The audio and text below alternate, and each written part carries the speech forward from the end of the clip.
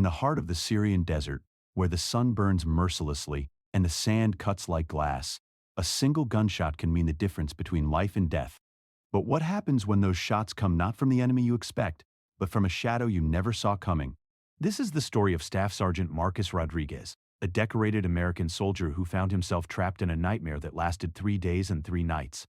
It's about survival, trust, and the mysterious sniper who saved his life with 27 perfectly placed shots. But here's the twist that nobody saw coming. The person behind that rifle scope wasn't who anyone expected.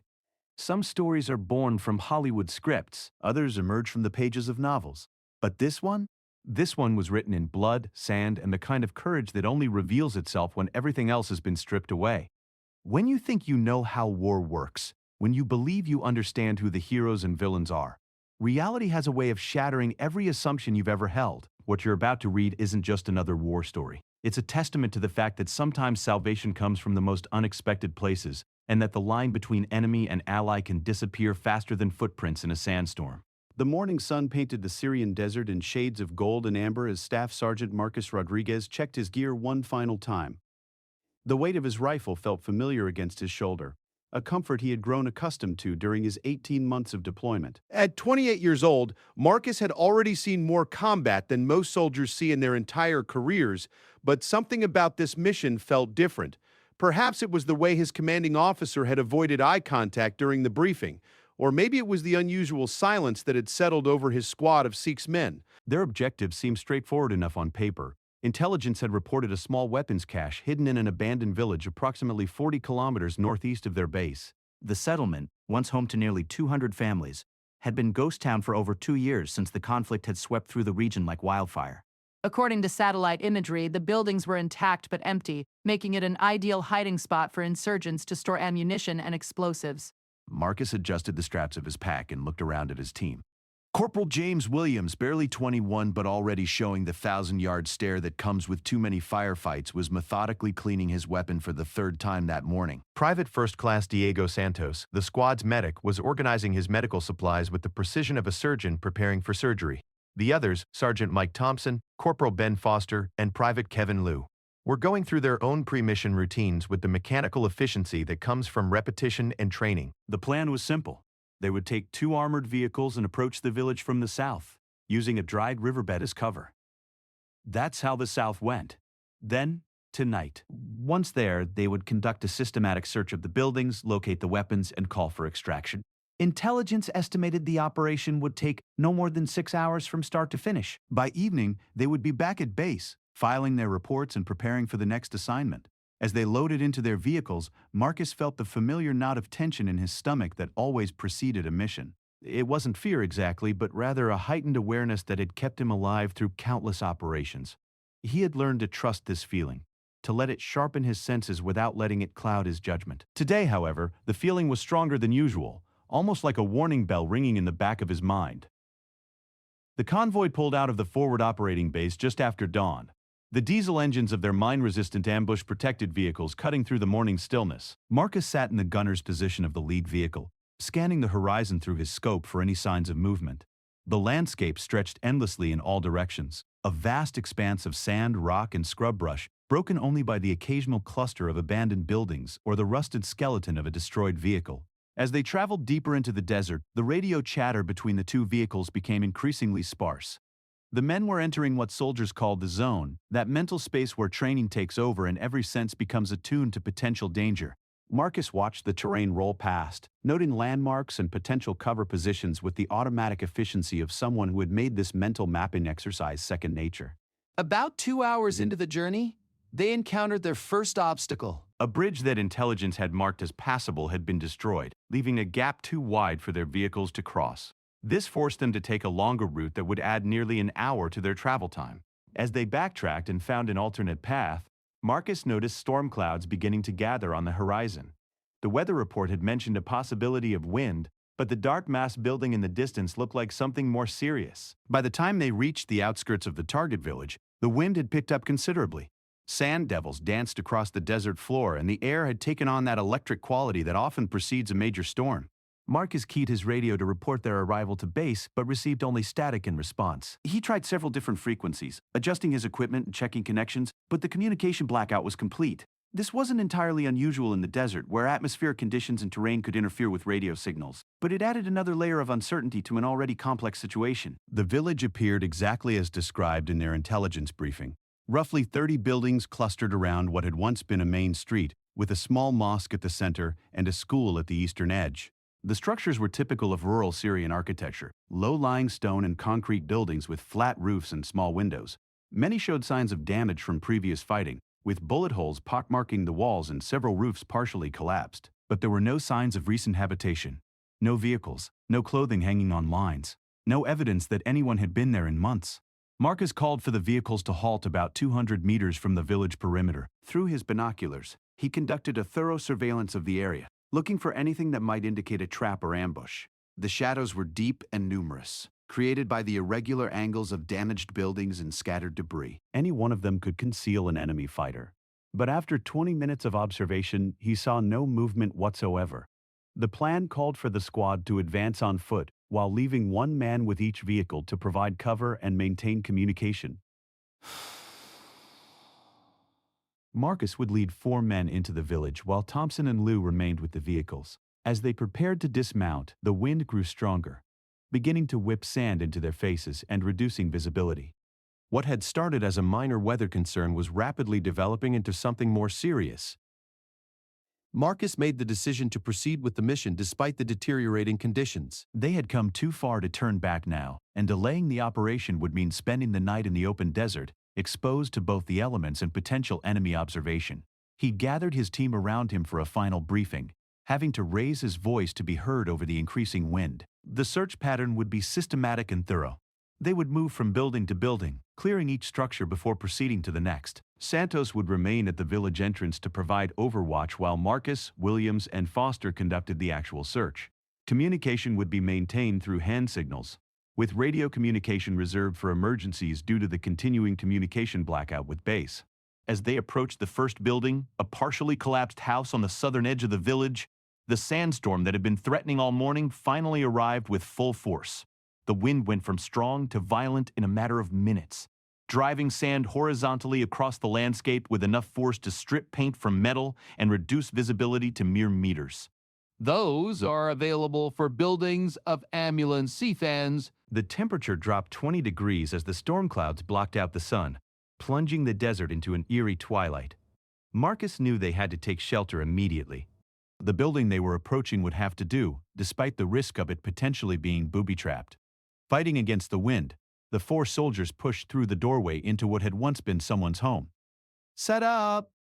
The interior was thick with dust and debris, but it provided blessed relief from the driving sand outside. As they waited for the storm to pass, Marcus tried repeatedly to raise either their base or the 2 soldiers they had left with the vehicles, but the radio produced nothing but static. The storm was creating a complete electromagnetic blackout, cutting them off from all outside communication. What should have been a routine 6-hour operation was rapidly turning into something much more complicated. The building they had taken shelter in showed clear signs of hasty abandonment. Family photographs still hung on walls, now covered with dust and sand that had blown through broken windows. Children's toys lay scattered on the floor, and a table in what had been the kitchen still held plates and cups, as if the family had left in the middle of a meal. It was a sobering reminder that this conflict had real human costs, that behind every tactical objective were real people whose lives had been forever changed. As the hours passed and the storm showed no signs of abating, Marcus began to realize that their simple mission had become a survival situation. They had enough water and rations for the planned operation, but not for an extended stay in the desert. More importantly, if the vehicles were damaged by the storm, or if Thompson and Lou had been forced to take shelter elsewhere, the squad could find themselves stranded in hostile territory with no means of communication or transportation. Williams, who had been keeping watch at a window, suddenly tensioned and raised his weapon. Through the swirling sand, he thought he had seen movement near what appeared to be the village mosque. Marcus moved to join him at the window, straining his eyes to peer through the storm. For several long minutes, they saw nothing but the gray-brown wall of sand that surrounded them. Then, just for a moment, the wind shifted and the sand cleared enough for Marcus to see a figure moving between buildings about 50 meters away. The shape was indistinct, made anonymous by the heavy clothing and face covering that anyone would need to move around in such conditions. but it was definitely human and definitely moving with purpose. Marcus felt his pulse quicken. They were not alone in this abandoned village. The figure disappeared behind a building before Marcus could get a clear view, leaving him to wonder whether they had stumbled into an enemy position or if this was simply another traveler who had taken shelter from the storm. Either way, their mission parameters had just changed dramatically. They were no longer searching an empty village for hidden weapons. They were potentially in a hostile environment with unknown enemy strength and no communication with support. Marcus gathered his men in the center of the room and quickly explained what he had observed. The reaction was immediate and professional. Each soldier checked his weapon and equipment, confirmed his ammunition count, and prepared for the possibility of contact with enemy forces. Santos, their medic, inventoried his supplies and identified the best positions in the building for treating wounded if necessary. Foster and Williams took positions at different windows to provide all-around observation. As afternoon faded into evening, the sandstorm continued to rage with undiminished fury. The temperature had dropped even further, and the building they occupied was becoming uncomfortably cold. Worse, their water supply was running lower than Marcus had hoped. Each man had started the day with 4 liters, but the heat and stress of the mission had already consumed a significant portion of their reserves. The decision of whether to remain in place and wait for the storm to pass, or to attempt to move to a more defensible position, was becoming more critical with each passing hour. Marcus knew that their current location, while providing shelter from the storm, was tactically unsound. The village mosque, which appeared to be more solidly constructed, might offer better protection, but reaching it would require moving through the storm and potentially exposing themselves to whoever else might be in the village. As if to underscore the urgency of their situation, they heard the distant sound of gunfire somewhere in the storm. It was impossible to determine the direction or distance, but the distinctive crack of assault rifle fire was unmistakable. Someone was shooting, and given their isolation and the abandoned nature of the village, it was unlikely to be friendly forces. Marcus made his decision. They would remain in place until dawn, maintaining watch and shifts and conserving their energy and supplies. If the storm cleared by morning, they would attempt to link up with their vehicles and extract from the area. If not, they would reassess their situation and consider alternative courses of action. It wasn't the most aggressive plan, but given their limited information and resources, it seemed like the most prudent approach. As night fell and the temperature continued to drop, the 4 soldiers settled in for what promised to be a long and uncomfortable night. They established a watch schedule, with 2 men always alert while the other 2 rested. The building's interior, which had provided welcome shelter during the day, now felt more like a trap. Every sound outside could be the wind, or it could be someone moving closer to their position. Marcus took the first watch with Williams, positioning themselves at opposite windows to provide maximum coverage. The storm showed no signs of weakening, and visibility remained near zero, but somewhere out there in the swirling sand and darkness, Marcus was certain that other people were moving with deadly purpose.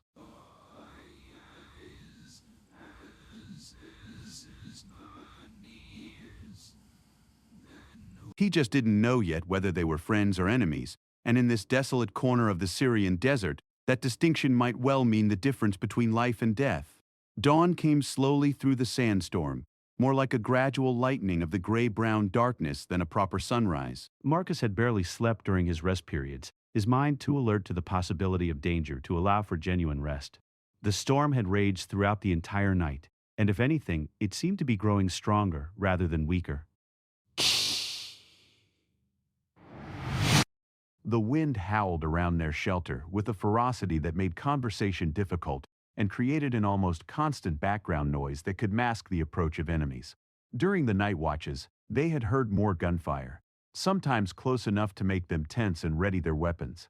Other times, distant enough to suggest that whatever conflict was occurring was spread across a wide area. Most disturbing were the sounds that might have been human voices carried on the wind and distorted by the storm, until it was impossible to determine whether they were calls for help, tactical communications, or something else entirely. Marcus checked his watch and realized they had now been cut off from base for over 18 hours. Their water supplies were becoming critical, and they had consumed most of their food during the night to maintain their energy and body heat. More importantly, he was beginning to worry about Thompson and Lou, the 2 soldiers they had left with the vehicles. If the storm had forced them to abandon their position, or if they had come under attack, Marcus and his team might find themselves with no means of escape from this increasingly dangerous situation. As the morning progressed, Marcus made the difficult decision to send Santos to attempt contact with their vehicles. The medic was their best navigator and had the most experience moving in adverse conditions. If anyone could make it through the storm to their original position and return with information about their extraction options, it would be him. Santos prepared carefully for the mission, taking only essential equipment and enough water for a round trip, assuming he could locate the vehicles within a reasonable time frame. Before Santos departed, Marcus gathered the team for a comprehensive briefing about their situation. Their ammunition was adequate but not abundant. Each man had started the mission with 730-round magazines for his rifle, plus additional ammunition for their sidearms. The night's tension had not resulted in any actual firing, so their ammunition stocks remained intact. But Marcus knew that could change quickly if they encountered serious resistance. Their position in the abandoned house was becoming increasingly untenable. The building's multiple entrances and windows made it nearly impossible to defend effectively with only 4 men, and the structure itself was showing signs of damage from the storm. Several windows had lost their remaining glass during the night, and sand was accumulating inside the building despite their efforts to block the openings. Santos departed just after what should have been sunrise, disappearing into the storm within seconds of leaving the building. Marcus, Williams, and Foster were now alone in the village, cut off from communication with their base, their extraction vehicles, and now separated from their medic as well. Desecratic saddles. The isolation was becoming psychologically difficult, but Marcus knew that maintaining morale and unit cohesion was crucial to their survival. About 2 hours after Santos had left, they heard the first clear indication that they were not alone in the village. The sound was unmistakable, the distinctive metallic click of someone chambering a round in an assault rifle, and it came from the direction of the mosque, perhaps 75 meters from their position. Williams, who was maintaining watch at the eastern window, immediately signaled to Marcus that he had observed movement near the religious building. Marcus joined Williams at the window and spent several minutes observing the area around the mosque through his rifle scope. The storm continued to limit visibility severely, but occasional breaks in the swirling sand allowed for brief glimpses of the surrounding buildings. During one such break, Marcus clearly observed 2 figures moving between the mosque and an adjacent building, both carrying weapons and moving with the tactical awareness of trained fighters. The presence of armed individuals in the village immediately changed their tactical situation.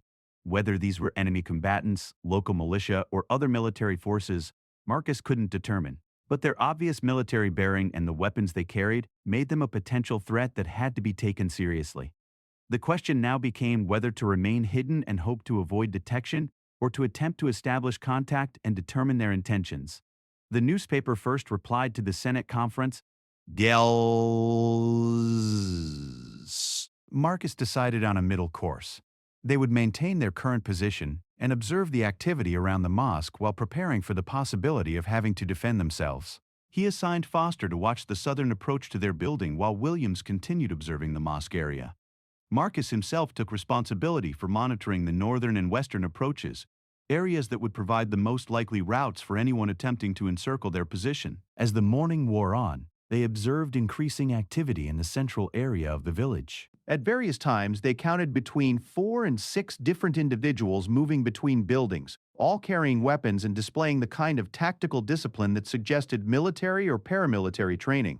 Most wore traditional Middle Eastern clothing, but their equipment appeared to be military grade, including what looked like modern assault rifles and tactical gear. The most concerning development came around mid-morning when Williams observed one of the figures using what appeared to be binoculars to systematically scan the buildings on the perimeter of the village, including the area where Marcus and his team were sheltered. Whether this was routine security or whether their presence had been detected, Marcus couldn't determine, but it suggested that their position might be known or suspected. The tactical situation continued to deteriorate when Foster, who was watching the southern approach, reported movement in the abandoned school building that marked the eastern edge of the village. Through brief breaks in the storm, he had observed at least 2 additional figures taking positions in the upper story of the school, positions that would provide excellent observation and fields of fire across much of the village. If hostile, these positions could effectively cut off any attempt at escape to the south or east. Marcus was now facing the classic military dilemma of insufficient information and limited options. They could continue to remain hidden and hope that the other armed group would move on, but their presence was becoming increasingly obvious as the group expanded their activities and observation efforts. They could attempt to withdraw from the village, but that would mean abandoning Santos and potentially walking into an ambush if the other group had established perimeter security. Or they could attempt to make contact, either through direct communication or by revealing their position, but that carried the obvious risk of initiating a firefight they might not be able to win. The decision was made for them shortly after noon when the storm began to show the first signs of weakening. The wind was still strong, but the constant wall of sand that had provided them with concealment throughout the night and morning began to clear intermittently, allowing for much better visibility.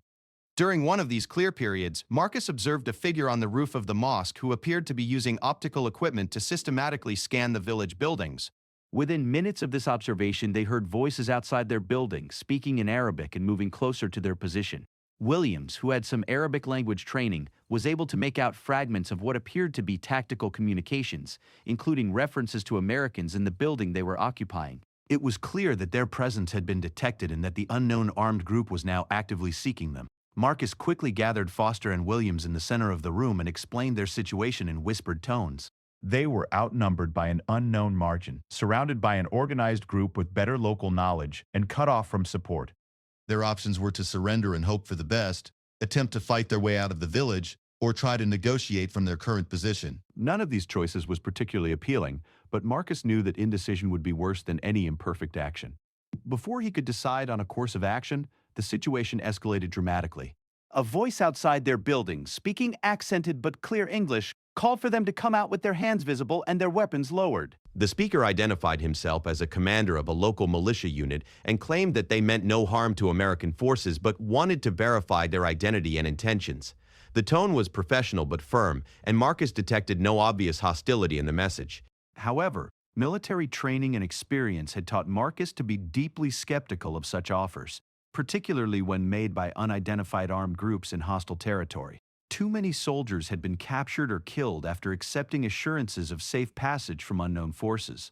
At the same time, he recognized that their current position was essentially indefensible, and that attempting to fight from inside the building would likely result in casualties they could not afford. Marcus made the decision to respond to the demand for surrender, but not in the way the voice outside expected. Instead of emerging from the building, he called out from inside, identifying himself by rank and unit, but not revealing their exact position within the building or their number. He demanded that the militia commander identify himself and explain his presence in the village, while making it clear that American reinforcements were aware of their location and would be responding if contact was not maintained. This was partly bluff and partly hope. Marcus had no idea whether their base was even aware that they had failed to return on schedule, much less whether any rescue operation was being planned. But creating the impression that their situation was known and being monitored might give the unknown militia pause before taking any aggressive action. The response came quickly and was not what Marcus had hoped to hear. The militia commander, who identified himself only as Abu Hassan, explained that they were operating in the area under authority from Damascus and were investigating reports of weapon smuggling through the abandoned village. The battle signs of Kassans is to saddle under Section 7 of Quixotic and different papers on bandits. He claimed that his unit had been tracking American forces in the area and was concerned about potential complications arising from overlapping operations in the same territory. More concerning was Abu Hassan's next statement. He claimed that his forces had already encountered the 2 American soldiers who had been left with the vehicles, and that both men were currently being held for questioning about their mission and objectives. Whether this was true or another tactical deception, Marcus had no way of knowing, but it raised the stakes considerably. If Thompson and Liu were actually prisoners, any aggressive action by Marcus and his remaining team members could result in retaliation against the captured soldiers. The psychological pressure of the situation was intensified by their continued separation from Santos, who had now been gone for over 4 hours on what should have been a 2-hour reconnaissance mission. His failure to return suggested that he had either been captured, injured, or killed, or that conditions outside the village were even worse than they had appeared from their sheltered position. As the afternoon progressed, the standoff continued with increasing tension on both sides. Abu Hassan made several more attempts to convince Marcus to surrender, alternating between assurances of proper treatment under military protocol and veiled threats about the consequences of continued resistance.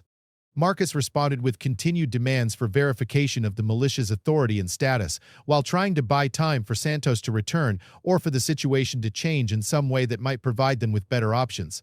The game of verbal chess was interrupted when Williams, who had returned to observation duty at the eastern window, reported seeing movement that looked different from the militia forces they had been monitoring. Through his rifle scope, he observed what appeared to be a single individual moving between buildings on the far eastern edge of the village near the damaged school building. The movement pattern was different, more cautious and deliberate, suggesting someone trying to avoid detection rather than someone operating as part of the militia force. This new development introduced another variable into an already complex situation. Was this Santos returning from his reconnaissance mission? Was it another American military unit responding to their failure to report? Or was it another faction entirely? Perhaps enemy forces who were as concerned about the militia presence as Marcus and his team were. Was the Pegasus regulation more dangerous for their life upon the title? Marcus was considering these possibilities when the first shot rang out, a high-powered rifle round that cracked across the village with unmistakable authority. The shot was followed immediately by shouts and the sound of people taking cover, but in the continuing wind and the confusion of voices, it was impossible to determine who had fired or who the target had been. What followed was a period of tense silence that lasted for nearly 10 minutes. The voices outside their building had stopped, and Marcus could hear movement that suggested the militia forces were repositioning themselves, possibly in response to the rifle shot. Then came a second shot, and this time there was no question about its effects.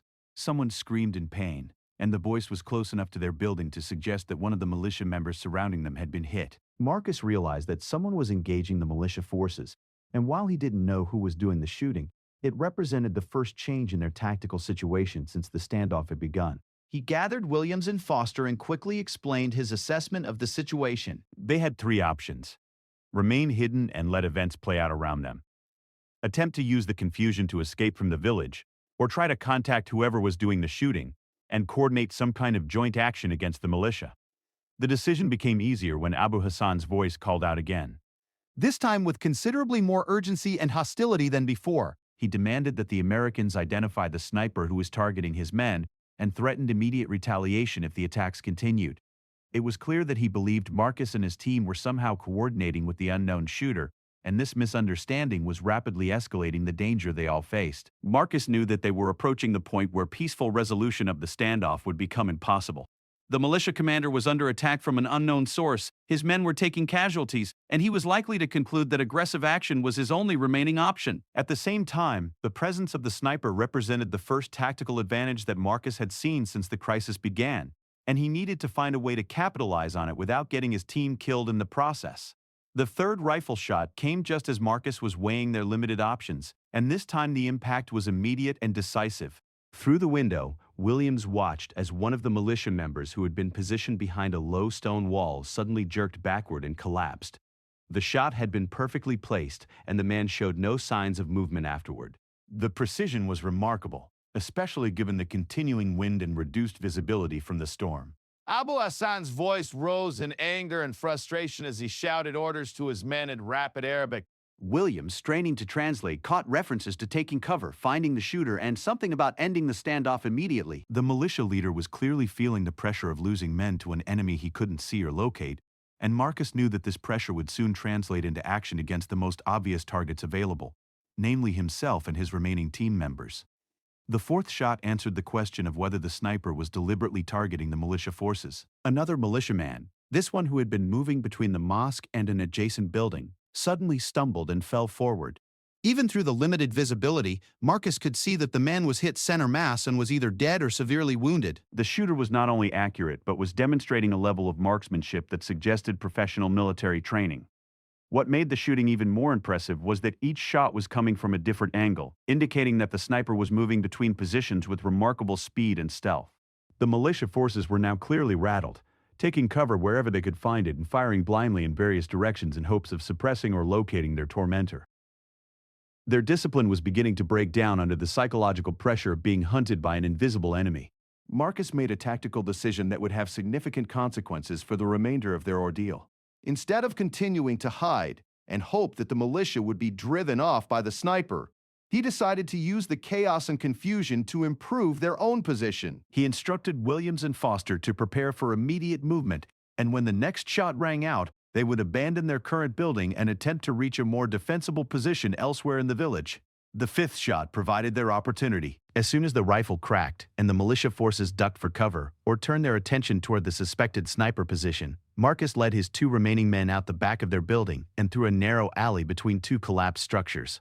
Their objective was a partially destroyed building about 50 meters to the north that would provide better fields of fire and fewer approaches for attackers to use. The movement was successful, but not without complications. As they were crossing an open area between buildings, Foster slipped on loose stone and fell heavily. his rifle clattering against the ground with enough noise to potentially attract attention. Fortunately, the sixth sniper shot came at almost the same moment, masking the sound of Foster's fall and drawing the militia's attention away from their movement.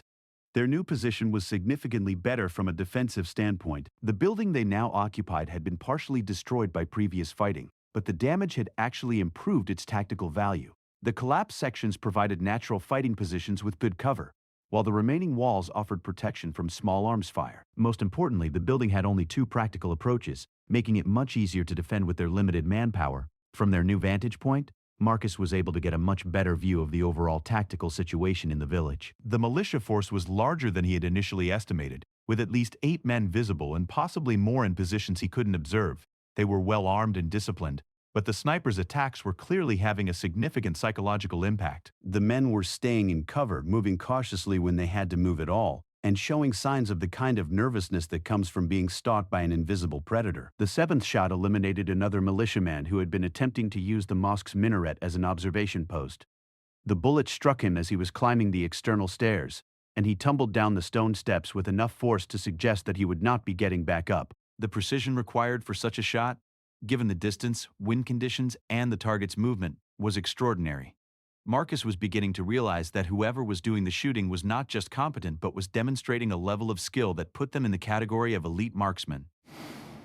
What is the same continuance in... Each shot was carefully placed for maximum effect, targeting individuals who were in leadership positions or who were attempting to coordinate the militia's response to the sniper attacks. This was not random shooting, but a systematic dismantling of the militia's command and control structure. The eighth and ninth shots came in rapid succession, targeting 2 militia members who had attempted to coordinate a movement to flank what they believed to be the sniper's position.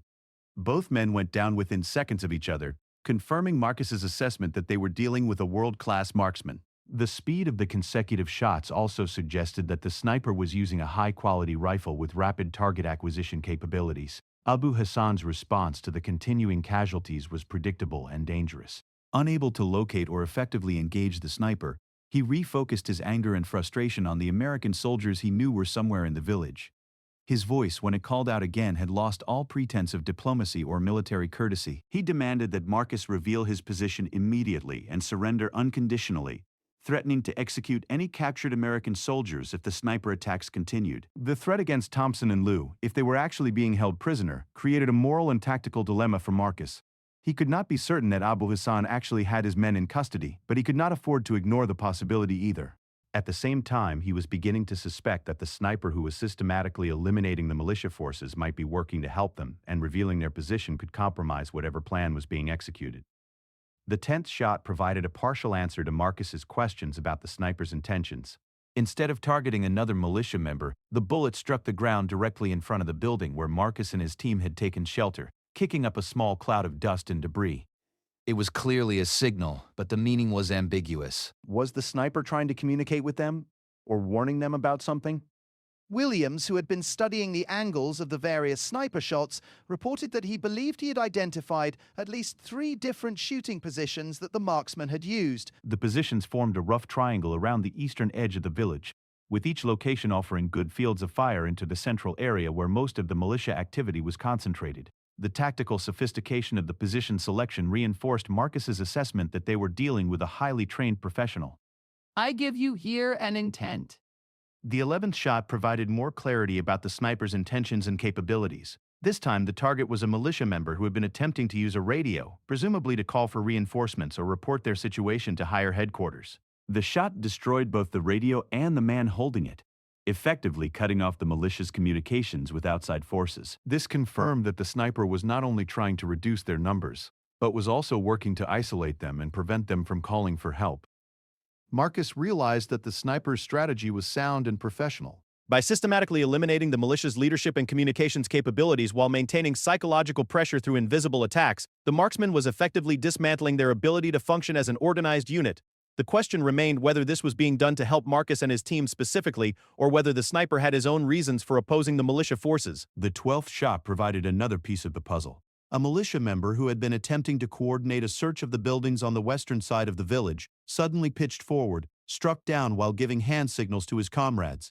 The timing of the shot suggested that the sniper had been observing the militia's tactical communications and was deliberately targeting individuals who attempted to organize or lead group actions. Foster, who had been monitoring their water and ammunition status, reported that their supplies were becoming critical. Each man now had less than half a liter of water remaining, and while their ammunition stocks were still adequate, the stress and tension of their situation was taking a physical toll that would eventually impact their ability to fight effectively if the situation continued much longer. The 13th shot struck down a militiaman who had been attempting to move closer to their building, apparently in preparation for an assault on their position. The man had been using cover effectively and moving with good tactical discipline. But the sniper had anticipated his route and placed the shot perfectly. The message was clear. Any attempt to approach the Americans would be met with deadly force. Marcus was beginning to piece together what he believed was the sniper's overall strategy. By systematically reducing the militia's numbers while demonstrating the ability to strike anyone who moved in the open, the marksman was creating a situation where the remaining militia members would be forced to either withdraw from the village entirely or remain pinned down in defensive positions. Either outcome would improve the tactical situation for Marcus and his team. The 14th and 15th shots came within minutes of each other, targeting militia members who had attempted to establish a new observation post in a building that would have given them a clear view of the American position. Both men were hit before they could effectively utilize their new position, confirming that the sniper was maintaining constant surveillance of militia movements and was prepared to counter any attempt to gain tactical advantage. Abu Hassan's voice, when it called out again, reflected the desperation of a commander whose unit was being systematically destroyed by an enemy he could not see or engage. He repeated his demands for American surrender, but now his threats sounded more like pleas. He claimed that his remaining men were prepared to fight to the death rather than continue to be picked off one by one, but his tone suggested that morale was cracking under the pressure of the sniper's psychological warfare. The 16th shot provided Marcus with crucial intelligence about the militia's remaining strength. A group of 3 men had attempted to coordinate a withdrawal from the village, moving together toward what they probably believed was a safe exit route. The sniper's bullet struck the apparent leader of the group, causing the other 2 to immediately take cover and abandon their escape attempt. This suggested that the militia was now reduced to perhaps 4 or 5 effective fighters, a significant reduction from their original strength. Marcus made the decision to attempt communication with the sniper, despite the risks involved. Using his rifle, he fired 3 spaced shots into the air, a signal that might be recognized as an attempt at friendly contact by anyone with military training. The response came quickly in the form of the 17th shot, which struck the ground in front of their position in a pattern that seemed deliberate rather than random. Williams suggested that the ground strikes might represent some kind of code or signal, but neither he nor Marcus could decipher the meaning. What was clear was that the sniper was aware of their position and was capable of precise fire control, choosing to signal rather than threaten despite having multiple opportunities to target them directly. The 18th shot eliminated another militia member who had been attempting to use a damaged vehicle as cover while moving toward the mosque. The precision was remarkable, and Marcus was beginning to realize that they were witnessing marksmanship of the highest caliber. Each shot was placed exactly where it needed to be, with no wasted ammunition and no misses despite challenging conditions. As the afternoon progressed toward evening, the tactical situation continued to evolve in favor of Marcus and his team, though their supply situation remained critical. The sniper's methodical elimination of militia forces was creating opportunities for escape or rescue, but their lack of communication with base and uncertainty about Santos's fate continued to complicate their decision-making. The 19th shot struck down a militia member who had been attempting to recover weapons and equipment from one of the earlier casualties, suggesting that the sniper was not only focused on eliminating active threats but was also working to prevent the militia from consolidating their remaining resources. The level of tactical awareness demonstrated by this action reinforced Marcus's assessment that they were dealing with a true professional. As evening shadows began to lengthen across the storm-battered village, Marcus found himself in a position he had never expected to occupy. The mysterious sniper had now eliminated nearly half of the militia force that had surrounded them, demonstrating a level of precision and tactical awareness that bordered on supernatural. The 20th shot had come just minutes earlier, taking down a militiaman who had been attempting to coordinate the defense of what remained of Abu Hassan's unit. The psychological impact on the surviving militia members was becoming increasingly evident. Marcus could hear voices filled with fear and uncertainty, men arguing about whether to continue the fight, attempt to withdraw, or surrender to forces they could not see or understand. Abu Hassan's authority was clearly eroding as his men faced an enemy that seemed capable of striking anyone, anywhere, at any time.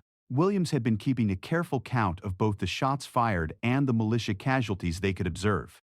By his estimate, at least 7 of the original militia force were confirmed dead or seriously wounded, with possibly more that they could not see from their current position. The precision of the shooting meant that virtually every shot had found its target, an achievement that would be remarkable under ideal conditions, and was almost unbelievable given the wind, reduced visibility, and the tactical complexity of the targets. The 21st shot provided Marcus with his first clear indication of the sniper's identity. A militia member had been attempting to use a cell phone, presumably to call for reinforcements or report their desperate situation to higher command. The bullet that struck him down came from a different angle than most of the previous shots, suggesting that the sniper had moved to a position that Marcus had not previously identified. What caught Marcus's attention, however, was not the shot itself, but the sound that followed it.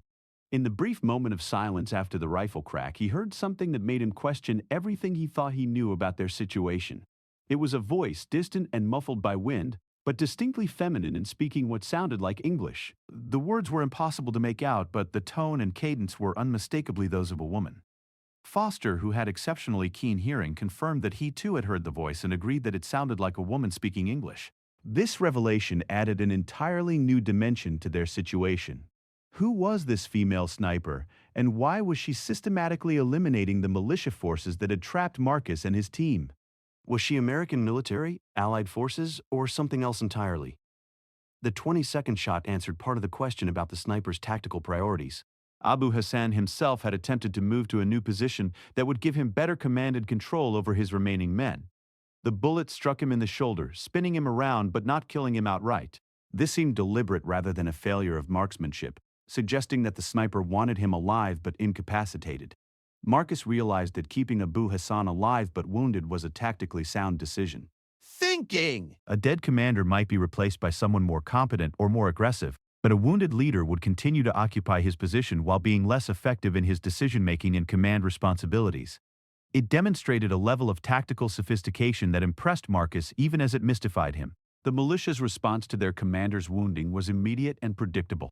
2 men broke cover to attempt to reach Abu Hassan and provide medical assistance, exposing themselves to the sniper's fire in the process. The 23rd and 24th shots struck both men down before they could reach their wounded leader, creating a situation where Abu Hassan lay wounded and calling for help while his men were too terrified to attempt a rescue. Williams made an observation that chilled Marcus to the bone. Looking through his rifle scope at Abu Hassan's position, he could see that the militia commander was not as severely wounded as his cries suggested. The shoulder wound was real, but it was not life-threatening, and Abu Hassan was using his apparent helplessness as bait to draw out the sniper or to lure Marcus and his team into making a tactical mistake. This deception suggested that Abu Hassan was more cunning and dangerous than Marcus had initially estimated. Despite the losses his unit had suffered, the militia commander was still thinking tactically and looking for ways to turn the situation to his advantage. It also suggested that the female sniper might not be aware of the deception, potentially putting her at risk if she attempted to close with what she believed was a wounded and helpless enemy. The 25th shot eliminated this concern. The bullet struck Abu Hassan in the other shoulder, making his wounds symmetrical and ensuring that any use of his arms for combat purposes would be genuinely impossible. Yeah, The precision required for such a shot, placing a bullet in almost exactly the same location on the opposite side of the body, was extraordinary, and sent a clear message that the sniper was not deceived by the militia commander's performance.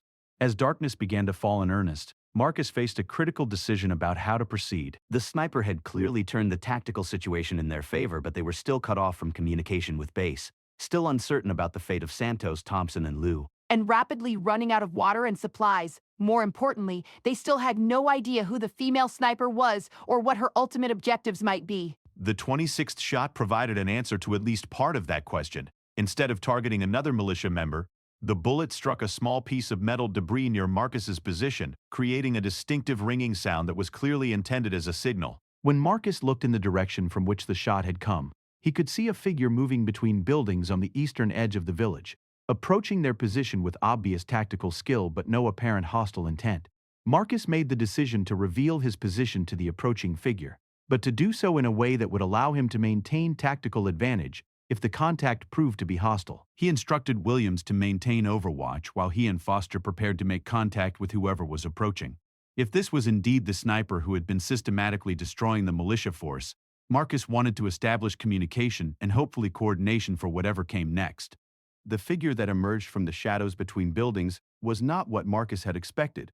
She was clearly a woman, probably in her late 20s or early 30s, wearing a mixture of military and civilian clothing that was practical rather than uniform. Her rifle was a high-end precision weapon that Marcus didn't immediately recognize, but her handling of it was completely professional.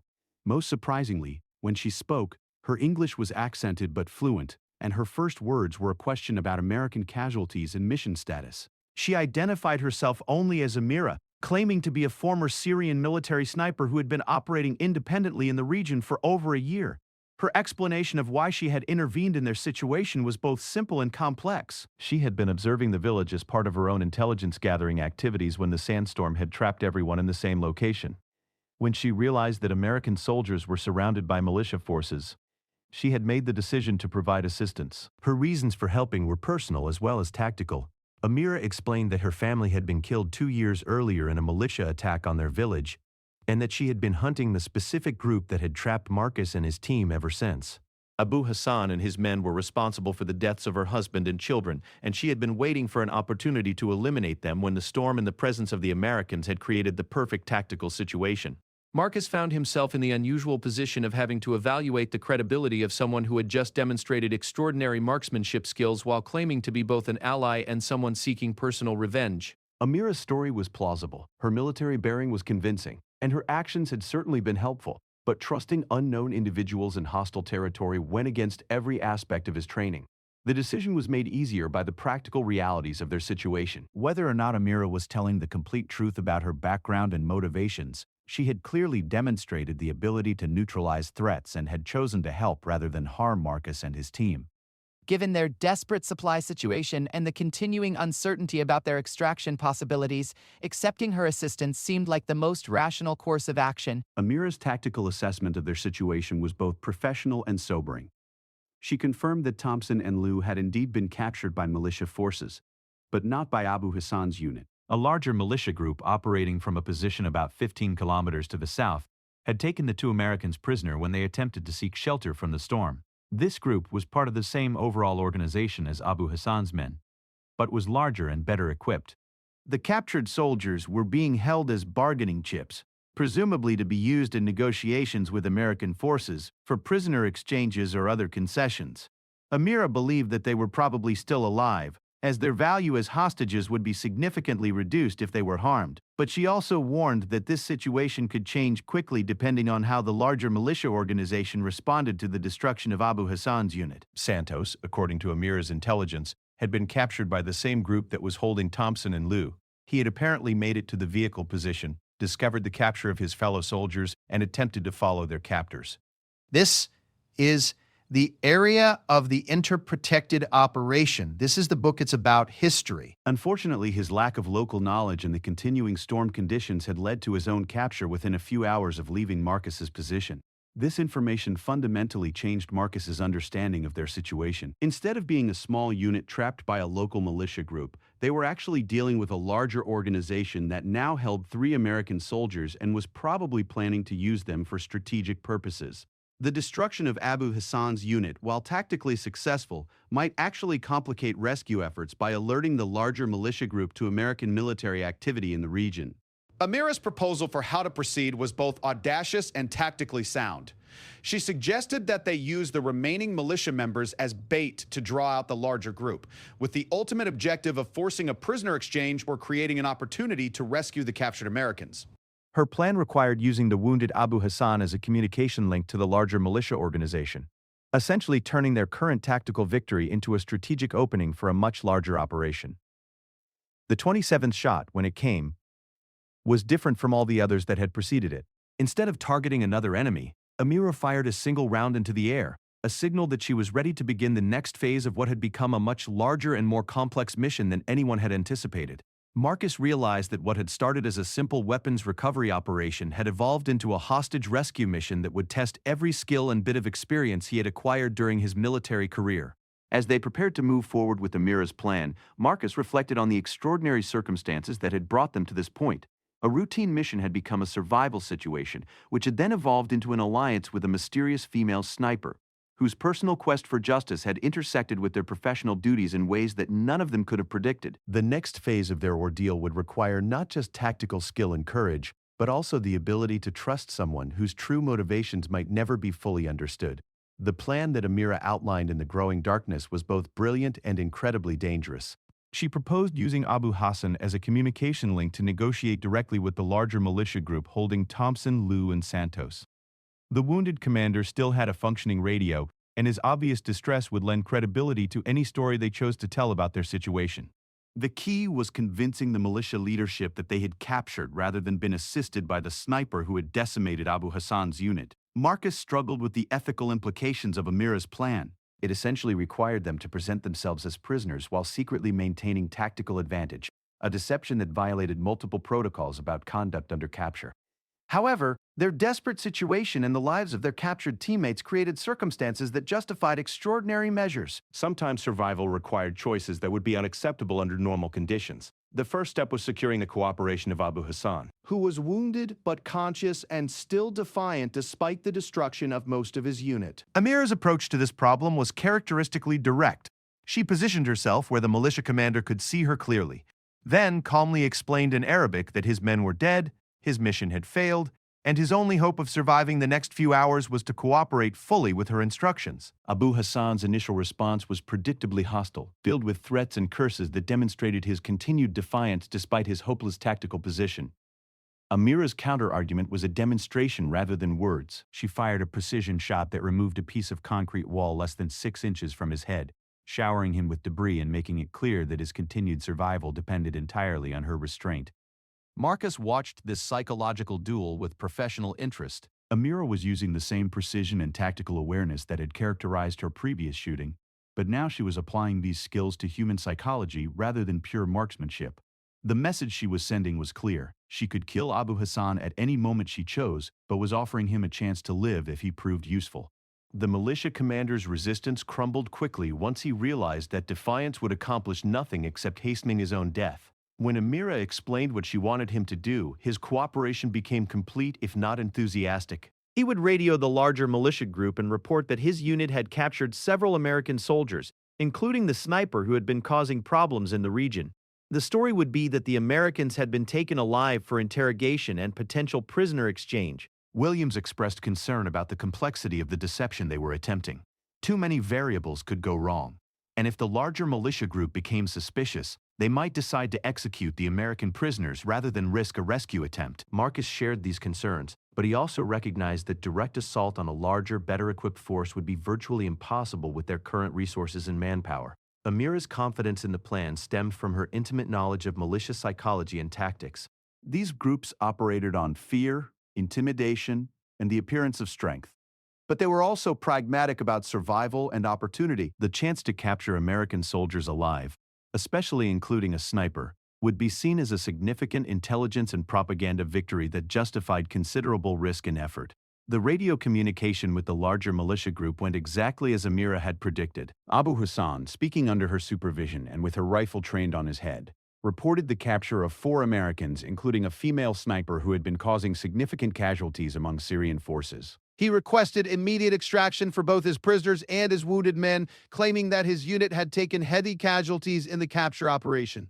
The response from the militia leadership was enthusiastic and immediate. A convoy would be dispatched within 2 hours to collect the prisoners and evacuate Abu Hassan's remaining men. The convoy would consist of at least 15 fighters in 3 vehicles, heavily armed and prepared for potential American rescue attempts.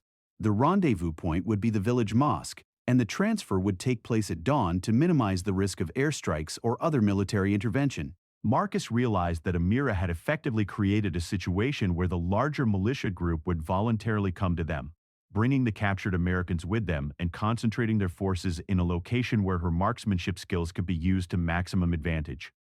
It was a tactical masterstroke that turned their weakness into strength and their isolation into an opportunity for offensive action. The hours between the radio communication and the arrival of the militia convoy were spent in intensive preparation.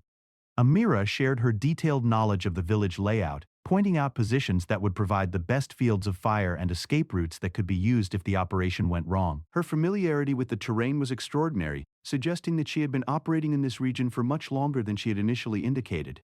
Marcus found himself increasingly impressed by Amira's tactical acumen and professional competence. Her suggestions for positioning, timing, and coordination showed the kind of sophisticated thinking that came only from extensive combat experience and advanced training. Whatever her background story might be missing or embellishing, there was no question that she was a highly skilled professional operator. Foster raised a practical question about their own supplies and endurance. They had now been operating for over 36 hours with minimal food and water, and the stress of constant alertness was beginning to take its toll. If the militia convoy was delayed, or if the operation extended beyond dawn, their physical condition might become a limiting factor in their ability to execute Amira's plan effectively. Amira had anticipated this concern and had a partial solution. She had cached supplies at several locations around the village during her previous surveillance operations, including water, food, and additional ammunition. While these caches were not extensive, they would be sufficient to sustain Marcus's team through the next phase of the operation and provide some backup resources if circumstances required extended action. As dawn approached, the sound of vehicles could be heard approaching the village from the south. More importantly, Marcus could see that the convoy included a truck that was clearly being used to transport prisoners, identifiable by the metal cage that had been welded to the truck bed. Through binoculars, Marcus confirmed that the prisoner truck contained at least 3 individuals who appeared to be Americans based on their clothing and posture. While he couldn't positively identify Santos, Thompson, and Lou from this distance, the likelihood that these were his missing team members was high enough to justify proceeding with Amira's plan. The militia convoy's approach to the village was tactically sound but predictable. They established a perimeter around the mosque area, positioned sentries at key points, and maintained their vehicles in positions that would allow for rapid withdrawal if necessary. However, their focus on external threats meant that they were not adequately prepared for precision fire from within the village itself. Amira's first shot of the rescue operation was carefully chosen for maximum psychological impact. Instead of immediately targeting the guards around the prisoner truck, she eliminated the convoy commander who was directing the placement of his men. The shot came from an unexpected angle and was followed immediately by Marcus and his team opening fire on the sentries positioned closest to their own location. The militia's response was immediate but confused. They had expected potential trouble from outside the village, not from within their own perimeter. The psychological shock of realizing that they had walked into an ambush rather than a simple prisoner transfer created the kind of chaos that Amira had counted on to level the tactical playing field. Marcus's role in the operation was to provide covering fire for Amira while she systematically eliminated the militia fighters who posed the greatest threat to the rescue operation. His military training allowed him to anticipate her targeting priorities and position his own fire to complement her efforts rather than interfere with them. Williams and Foster focused their attention on the prisoner truck, working to suppress the guards while avoiding any shots that might endanger the American prisoners. This required precise fire control under extremely stressful conditions, but both men performed with the kind of professionalism that Marcus had come to expect from his team. Amira's marksmanship during the rescue operation was even more impressive than her previous demonstration against Abu Hassan's original unit. Working with the knowledge that any mistake could result in casualties among the people they were trying to save, she placed shot after shot with surgical precision, eliminating threats while avoiding any risk to friendly forces. The militia's attempt to use the American prisoners as human shields was anticipated and countered by Amira's tactical positioning. She had placed herself in a location that provided clear fields of fire around the prisoner truck while making it impossible for the militia fighters to effectively use their hostages as protection. Her understanding of angles, cover, and tactical geometry was extraordinary. Marcus watched as Santos, Thompson, and Lou took advantage of the chaos to break free from their restraints and seek cover. All 3 men appeared to be unharmed despite their ordeal, and their immediate actions showed that they retained their tactical awareness and fighting spirit. The rescue operation was succeeding, but the most dangerous phase was still ahead as they attempted to extract from the village while under fire. The militia's attempts to coordinate a counterattack were systematically disrupted by Amir's continued precision shooting. Every time a fighter attempted to take command or organize a response, he became an immediate target for elimination. The psychological impact of this constant pressure was evident in the increasingly desperate and uncoordinated actions of the surviving militia members. As the rescue operation entered its final phase, Marcus realized that they now faced the challenge of extracting 6 people from a hostile environment while potentially being pursued by militia reinforcements. Amira's plan had succeeded brilliantly in creating the opportunity for rescue, but escape would require different tactics and skills. The solution came from an unexpected source. Thompson, despite his ordeal as a prisoner, had maintained awareness of his captor's equipment and resources. He informed Marcus that one of the militia vehicles was equipped with a high-powered radio that could potentially reach American forces in the region. If they could capture and hold the vehicle long enough to transmit their location and situation, rescue might be possible. The final engagement of their ordeal took place around the militia's communication vehicle. Amira's precision fire eliminated the guards while Marcus's team secured the equipment and established communication with their base. The radio contact that followed was brief but sufficient to provide their location and request immediate extraction. The helicopter that arrived 40 minutes later found 6 American soldiers and 1 Syrian woman waiting at a secure landing zone that Amira had selected for its defensive advantages. The extraction was completed without further combat, bringing to an end an operation that had lasted over 48 hours and had tested everyone involved to their absolute limits. As they flew back to base, Marcus reflected on the extraordinary circumstances that had brought them through their ordeal. A routine mission had become a desperate struggle for survival, which had evolved into an unlikely alliance with a mysterious sniper whose personal quest for justice had intersected with their professional duties in ways that would have been impossible to predict. Amira's fate after the rescue remained unclear. She had declined the offer of extraction to American facilities, choosing instead to disappear back into the Syrian countryside with the same mysterious efficiency that had characterized her entire involvement in their operation. Her final words to Marcus were simple. Justice had been served, and she had other work to do. The official report of the incident would focus on the tactical aspects of the operation and the successful rescue of American personnel.